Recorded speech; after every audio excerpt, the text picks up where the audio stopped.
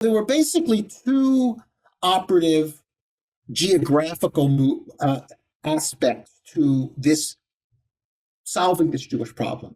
The first one was Zionism, and Zionism was really quite dedicated to the establishment of a Jewish political autonomous reality, let's not even call it a nation state, in what's known in Jewish circles as the land of Israel or in Palestine. Now, the reason for that is because Jews have a very strong historical connection to the land of Israel, to that place between the Jordan River and the Mediterranean Sea. And in a way, many of the early Zionists who were very secular realized that they weren't going to sell their idea to the more traditional Jewish communities if it wasn't going to be a return to the land of Israel. But there was another movement that's less known, called the territorialists. And the territorialists were interested in finding any place that could be a political, geographical reality in order to assure the safety of the Jews. So the territorialists were interested in the Uganda plan, they were interested in Argentina, they were interested in a variety of different places, Azerbaijan, where Jews could live autonomously as Jews outside of the kind of persecuted state that they were living in. And there was a big battle between the Zionists, who were basically, it's going to be Palestine or bust because of the historical memory, and the territorialists, who were saying, well, we need to find a place as quickly as we can because things are getting really bad, certainly by the 1920s and the 1930s. Zionism was not really very realistic for two reasons. First of all, there was an Ottoman Empire. And second of all, there was a large Palestinian population, or population of people who were already living there. So how do what do you do with a population of people who have been living in Palestine for generations when you wanted to go there and create a state? So Zionism was a very impractical solution to the problem. The territorialism was a little bit more practical if you can agree. If you can get countries to agree to say, okay, Argentina, Uganda, here's some unpopulated territory. You can take this, you can create a Jewish enclave, you can create a Jewish state if you want. But it was a much harder sell, because I think that one of the things that the Zionists, or the original Zionists, that one of the problems that they had was that Zionism was not a very popular idea for most Jews in Europe. They just didn't want to do it. They had been living in Europe for 2,000 years or 1,500 years. They were very attached to being in Europe, either the traditionalists because they had been living there for so long, or the more modern Jews because they felt like they wanted to be more part of cosmopolitan European society. So to get Jews to leave Europe, which was at that point, even in the Eastern sector, pretty modern, to go to Palestine, which from their perspective was like moving back centuries in terms of industry, in terms of economy, in terms of all these kinds of things. It was going to be very difficult to sell. So the land of Israel was a good selling point because it did suggest that maybe this is more than just the solution to a political problem, that this is the beginning of some kind of redemptive era. Yeah, that aspect of your conversation with Daniel Denver was really fascinating to me, because you spoke to a kind of racialization, for lack of a better word, of what was going on with these European Jews who were in many ways proud of their European identity. You spoke, I think, of an early founder of Israel as wanting to create Tel Aviv as a mini, I think, Vienna, did you say? Yes, Theodor Herzl, yeah.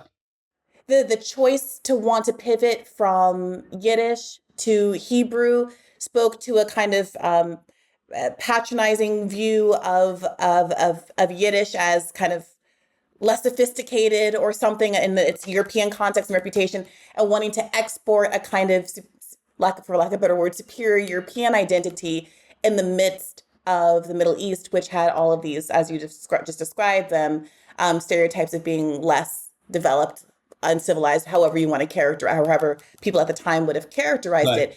And it went even so far, you say, as to frustrate and imperil Jewish people who were already Arab Jews Jews who were already living in Palestine at the time, who were also looked down upon, you've explained, as the wrong sort of Jewish person. Right, right. I think, the thing that needs to be taken into consideration is that a very, very large minority, not a majority, but a very large minority of Jews at that time were living in Arab lands and were acculturated into Arab society. They were Arabic speakers. In terms of their dress, in terms of their food, in terms of their culture, they were very much a part of the Arab world. In different countries, they were treated differently. In some countries, they were treated pretty well. In other countries, less so. But in many cases, they didn't necessarily. So they held a dream of returning to the land of Israel in the Messianic era. That was something that was just very ingrained in the traditional society in which they lived. But they didn't have a sense of European nationalism. And so in a way, the idea of Zionism as a secular nationalist movement was kind of very foreign to them. And it wasn't until very late in the game that they became interested in, oh, we could leave Iraq, or we could leave Morocco, we could leave Algeria, we could leave Egypt, and we can go to the land of Israel. But for many of those Arab Jews, it was really for them a sign of messianism and not a kind of product of modernity. But the Zionists needed them because the big problem of early Zionism was about population. They knew that they couldn't create a state without a majority. And until 1947, the state was created in 1948. Until 1947, the Jews were not a majority in the land of Israel. And in the early eras of Zionism, 1920s, they made up like 10% of the population. So these Arab Jewish populations were extremely important simply because of numbers in order to create that kind of majoritarian setting. And the other thing that I think is worth raising here, because this is a real point of contention in the story of contemporary Israel, is the question of colonialism. And one of the things that's important, I think, to note is we can argue about, is Zionism a colonialist project or settler colonialist project, or is it not? And you can argue on both sides of that. But it certainly was a beneficiary of colonialism. Because the other thing that's going on in Europe at the time when nationalism is emerging and industrialization is emerging is colonialism is in full force. And colonialism at that time was not seen to be a bad thing. It was seen to be a good thing. And so in a sense, whether we think Zionism was or wasn't colonialism per se, it certainly rode the wave of colonialism in terms of its understanding of itself, its understanding of the indigenous population, and the very notion and very product of Europe extending outward into other parts of the world, the Middle East and Africa, in order to create a more expansive and extensive sense of what they would call in their language civilization. It's interesting to me that this conversation around the is or isn't it of colonialism in Israel has taken on such prominence in the debate. And I've been thinking about what it is a stand-in for. What are the stakes here, really? And it really does feel to me, and let me know if you feel differently, that it seems to be a proxy argument for the indigeneity argument. So to the extent that some people are characterizing Israel as a colonial project, others, the defense of Israel, the Zionist defense of Israel says, well, no, we have historical ties to this region. We are from here. How can it be colonial when there have always been Jews in this region? And that's, I think, part of what is interesting to me about your discussion of the Europeanness of the project in so many ways, and the tensions that emerged between Arab Jews and European Jews, because it kind of cuts through some of the discourse and says, okay, well, I'm happy to acknowledge, more than happy to acknowledge, a consistent population of Jews that have always lived in the region. Absolutely. But there was obviously a perceived difference between them and the new settler population, as evidenced by the clear choice to reform the public image, the practices, the cultural practices, the clothes, the language, the looks of the people that were the indigenous Jewish population to reflect the aesthetics and the cultural sensibilities of European Jews. So much so, and I'd love you to get into this as well, so much so that there ended up being, you say, a group of, was it Mizrahi Jews in the Middle East who formed a group called the Black Panthers to advocate for their rights and interests that they felt were being undermined by the new European population. Yes, I think that there's one of the things that's not talked about much, certainly outside of Israel. In Israel itself, it's talked about a lot, but it's not talked about enough outside of Israel, is that one of the projects, one of the cultural Zionist projects that was going on at the time was a project of a kind of de-Arabization of Arab Jews.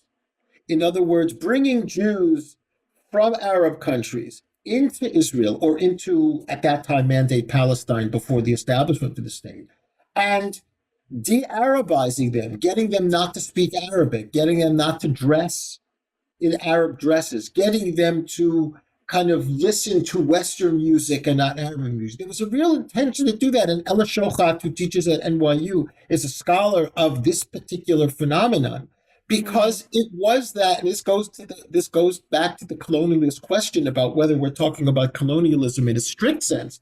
There was a sense that the Arab Jews were simply less civilized and needed to be modernized or westernized or Europeanized through a process of de-Arabization. And there was a lot of pushback among young Mizrahi Jews, as they were known, that is, Jews from the Maghreb or from the Levant.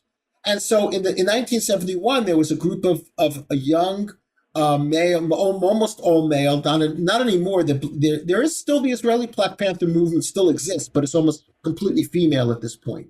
But at that point in the 70s, it was really a male movement of Jews from Arab countries who were resisting this process of westernization. And they felt they were being discriminated against by the Ashkenazi elite government, the labor government, and began to actually push back against some of the things that were happening in terms of poverty, unemployment, and all, being put in these development towns. And interestingly enough, a lot of these Mizrahi Jews felt a certain solidarity with the Arab Palestinian population, because they felt like they were both people of color within this white Ashkenazi dominated world.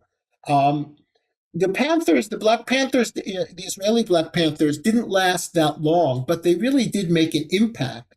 And as you say, they took their name from the Black Panther Party in the United States, although they didn't really know that much about the Black Panther Party in the United States. But they saw that there was a sense of exercising resistance to the kind of hegemony of whiteness in a certain way. And this was actually quite shocking to Israeli culture, Israeli society, because they didn't really think that the Mizrahi Jews or the Arab Jews were going to push back against this process of westernization, which they understood as Zionization.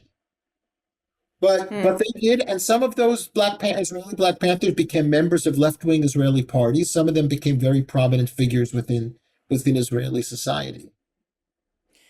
It's fascinating to me, especially as you were unpacking that alongside of the narrative history of what was going on with the American Jewish population at the time.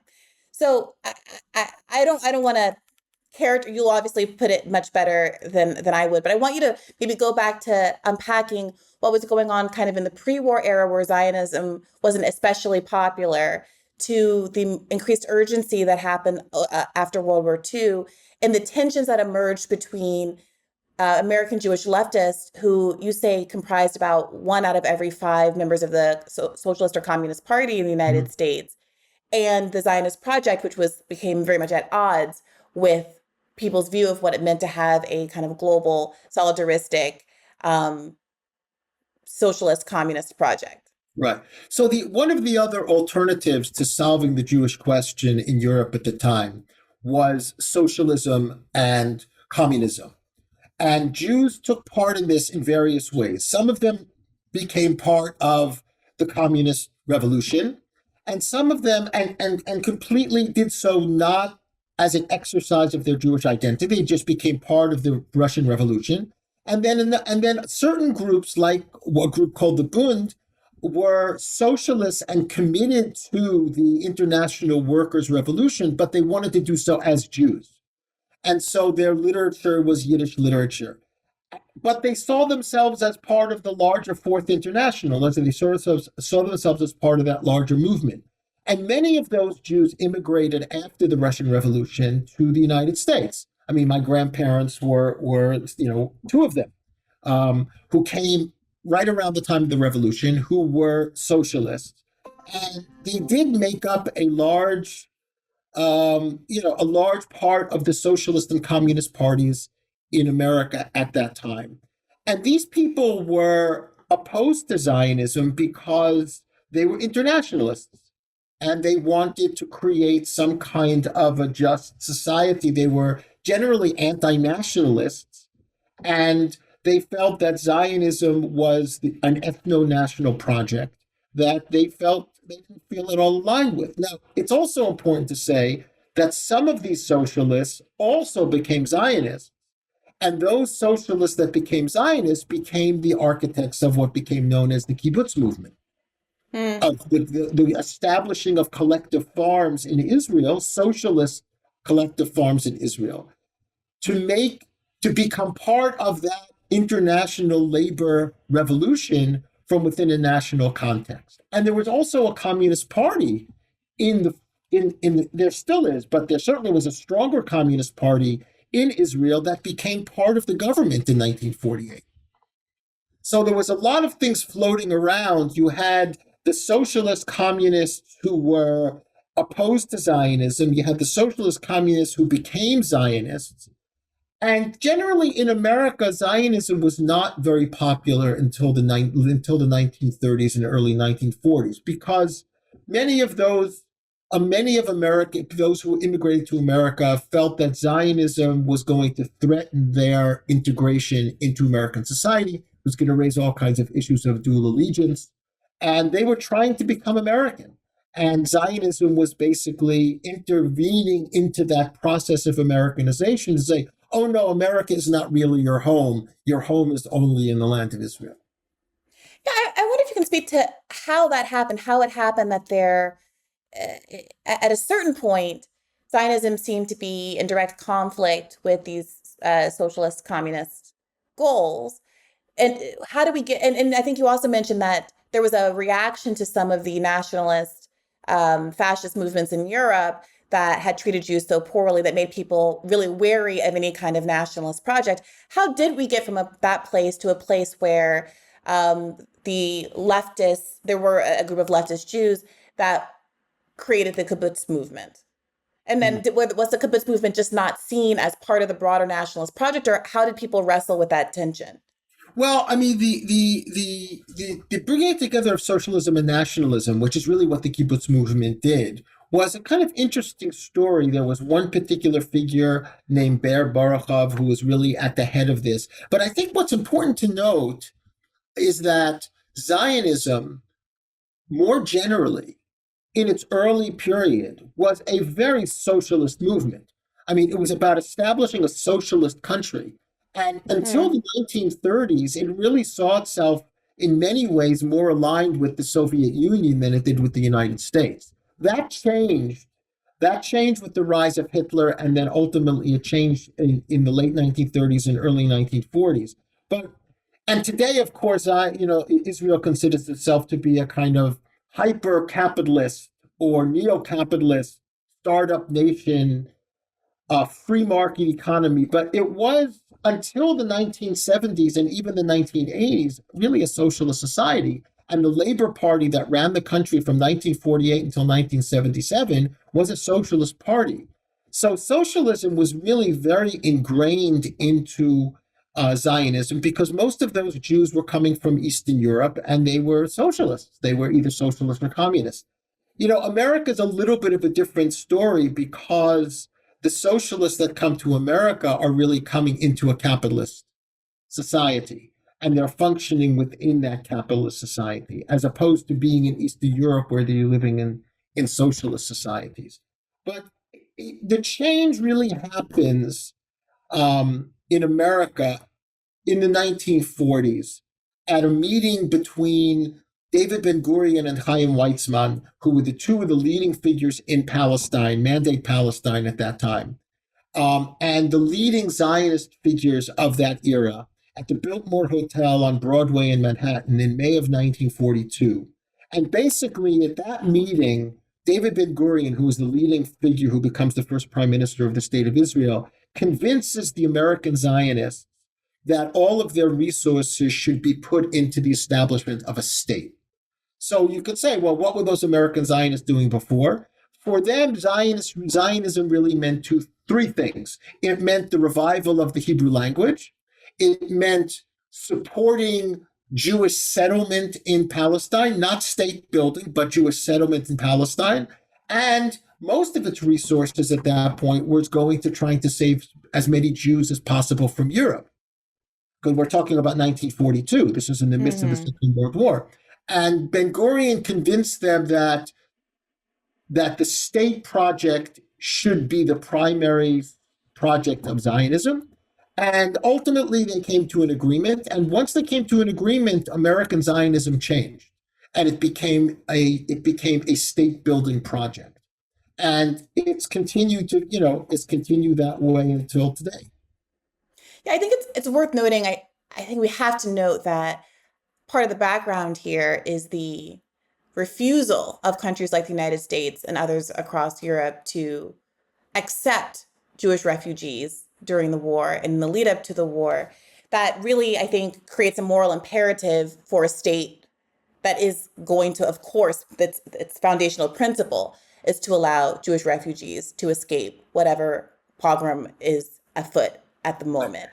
I mean, and I do think it's worth saying, because there is this way that I think when we're talking about demographic trends in the Middle East, for instance, you'll often hear people say, well, there used to be these large Jewish populations in the Arab states, and now the population has declined. This is evidence that Arabs are terrible to Jews, uniquely so in the world, as opposed to there being really pernicious global European and American anti-Semitism, and that a lot of the population decline in those Arab states is because of voluntary migration of people who do move to Israel to help to found a Jewish state. So I just want to say that because there's a kind of exceptionalism that can emerge in these conversations when we're talking about immigration trends and, the kind of motivation that European Jews had at the time. That incentive is largely created by the hostility that they faced in a number of other countries, including the United States, which I'll never get over, rejected Anne Frank's family's immigration application, I think, more than once. Right. Yes, that's true. The story of Jews from Arab lands is an incredibly important part of the story that's often not told. It's a complicated part of the story. There was, many of the Jews who were living in those places before the advent of Zionism were living in a fairly comfortable situation. It's not to say that there wasn't persecution. It's not to say that there wasn't anti-Semitism. It's not to say that there wasn't animus against the Jewish population. But the Jews of Morocco, the Jews of Tunisia, the Jews of Egypt, the Jews of Iraq, and the Jews of Iran, certainly pre-revolutionary Iran, had been living there for centuries, and in many cases were very successful and very integrated parts of the society. I think that Zionism upsets that very fragile state of coexistence, just the way in which Zionism upset the fragile state of coexistence between Jews and Arabs in Palestine. I mean, Jews had been living in Palestine long before Zionism, and there were many Jews who were not very happy about Zionism because they felt like this is going to upset a very fragile kind of state of coexistence.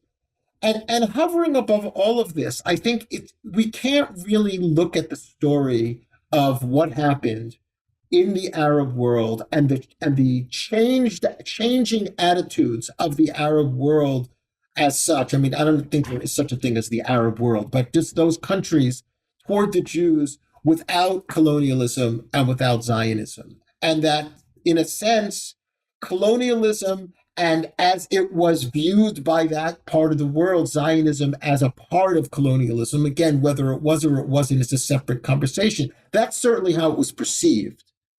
It was perceived as kind of white Europeans entering into the Levant and the Maghreb, setting up shop and building a state there. Now, the fact that they were Jews mattered, but I think even if they weren't Jews, that would have been the case. So the attitude of the Arab world toward the Jews in the 20th century has to include colonialism, even if the Jews were not colonialists, and also the fact that, in a certain sense, that part of the world felt that they were being exploited, of which, of course, we know in colonialism they were. Yeah, I think you also spoke to this. This gets back to this kind of racialization point. These are, I was thinking about this. They're kind of conflicting um, pathways that emerge here. So on one hand, there's this kind of Europeanization project that's happening to Arab Jews, Mizrahi Jews in the Middle East.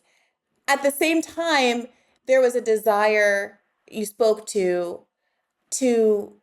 kind of push back against stereotypes of what it meant to be Jewish in Europe and adopt this kind of, we're working the land, we're strong laborers who are tan in the sun, to try to create a new sense of national identity and what it meant to be secularly Jewish in Israel that pushed back against, I hesitate to even call them negative stereotypes because that's subjective, but stereotypes about European Jews that existed at the time that fed into some of the anti-Semitism that was obviously afoot.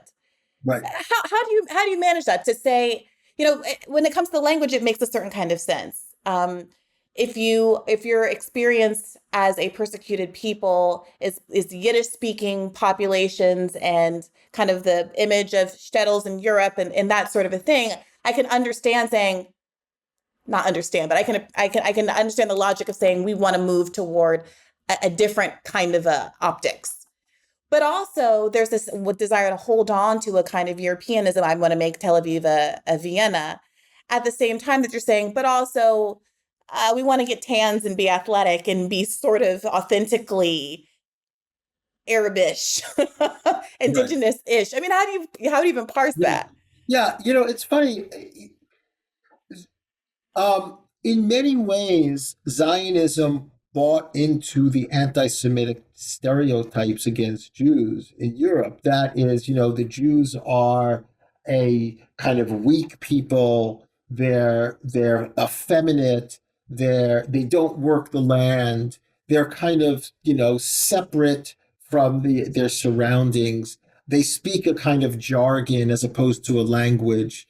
And in a way, the Zionists kind of said, yeah, maybe that's the problem with the Jews. Maybe we've actually become detached from a sense of naturalness, a sense of natural life.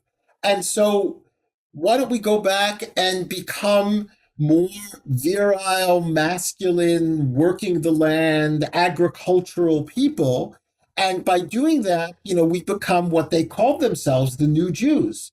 So there was, so that in a sense, Zionism was kind of rejecting the model of the diaspora Jew, whose depiction in negative stereotypes is precisely the negative stereotypes that the anti-Semites created. Yeah. So there's a very complicated relationship between Zionism and anti-Semitism. There always has been. And Theodor Herzl, the founder of the Zionist movement, he knew that, and he basically presented Zionism to Europe to say, "Look, I understand the Jews are a problem in Europe. I have a solution. Why don't we just take most of them out of Europe, put them somewhere else, give them a country somewhere else, and Europe can go about its business and industrialize and urbanize and become the kind of world that it wants to be. So Herzl was saying to the anti-Semitic factions in Europe, I have a win-win solution for you. I'll take the Jews off your hand, right? You just have to kind of let us go and create the context, colonially create the context for us to do it. So it's the relation between anti-Semitism and Zionism is I would say a codependency on some level. And it feels like that has persisted to date. Yes, no, it's true. That still remains. Exactly. Hey, YouTube. Thanks for watching. Just a reminder that this is a podcast. You can catch an extra premium episode every Monday for $5 a month at patreon.com/badfaithpodcast. That's patreon.com/badfaithpodcast for $5 a month, an extra episode every week. Additionally, please do consider liking this video, subscribing to this channel. It helps us out. It helps independent media beat the algorithm. We appreciate you. And as always, keep the faith.